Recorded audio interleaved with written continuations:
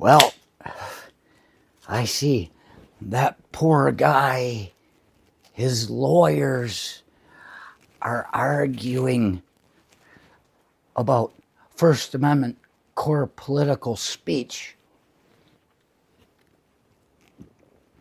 because they're saying it's okay to name family members of judges and things like that.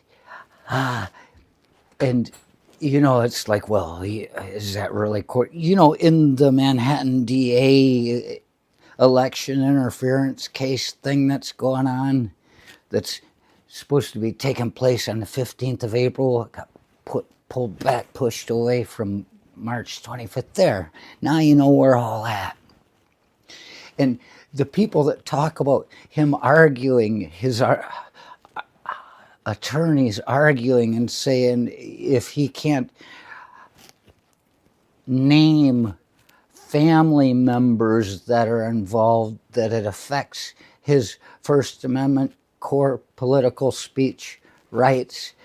When they talk about this, they're like, it's just so ridiculous. How can this be considered core political speech if you're attacking people? They say attacking all the time. You're naming them, but basically that's what they call it, stochastic, right? You just stoke the shit, and then the fire burns, and all of these maniacs, and come in. That's what they say. But they want to say how ridiculous to try to argue that's part of your First Amendment core political speech. Because what? Because he's campaigning. And prima facie, first glance, you look at it and you say, that's ridiculous. How can he even fucking argue that? It sounds ludicrous to anybody that's been living in a society their whole lives where they can just walk down the street and not wonder what's going to happen fucking next. I've had that gift, and I've walked through some pretty scary streets. For some reason, they just don't fuck with you. The times they are changing.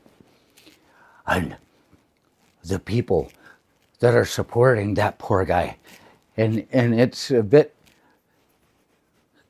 I'm concerned with the notion that there are all these people that are moving and these things that are going on, and you're looking and you go, why would they do that? All you can think is, well, maybe because these people, they know what's about to happen. Maybe because out of fear, they're going along with it, which means for the next person that looks, they see, they know what's going to happen. And they're like, I can't be a part of that.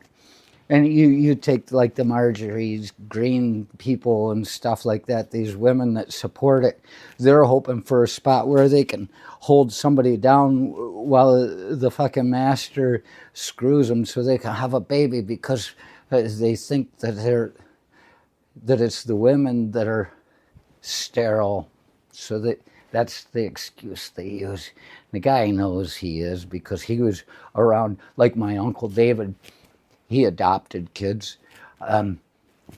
Before this whole thing falls apart, these people had doctors and medical attention that could say, yeah, you're sterile, you can't have kids.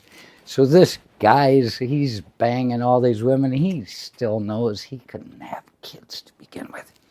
So we're going down that path. That's how these women are holding and like trying to push people down, because they want to be at the top.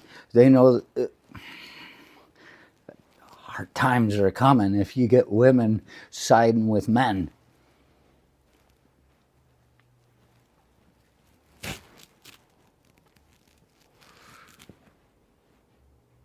But it's not so ridiculous when you hear him talk and he says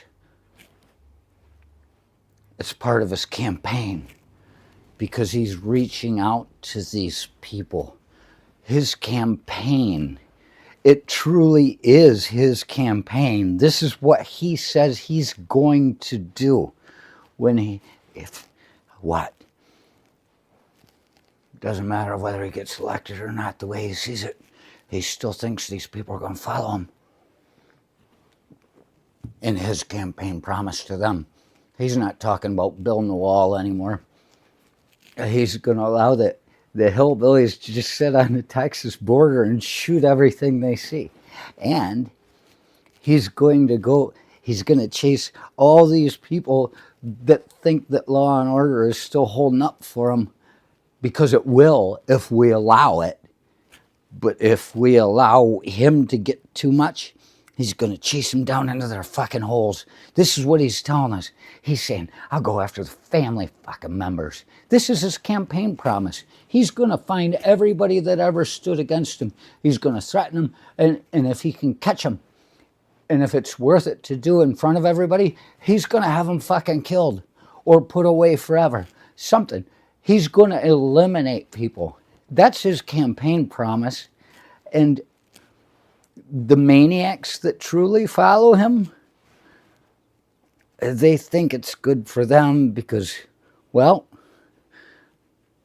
they figure they're armed. They can take whatever they want from whoever's around them.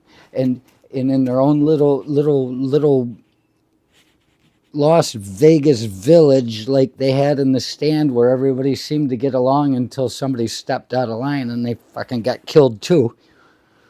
Everything's gonna be okay. It's part of his First Amendment political rights, you know. Political speech. He's campaigning hard, and he's telling you what he's gonna do. Now, do we want that to be allowed on the campaign trail if we're trying to uphold something? Because whatever it is that's been holding us together right now is getting attacked harder than it's ever been.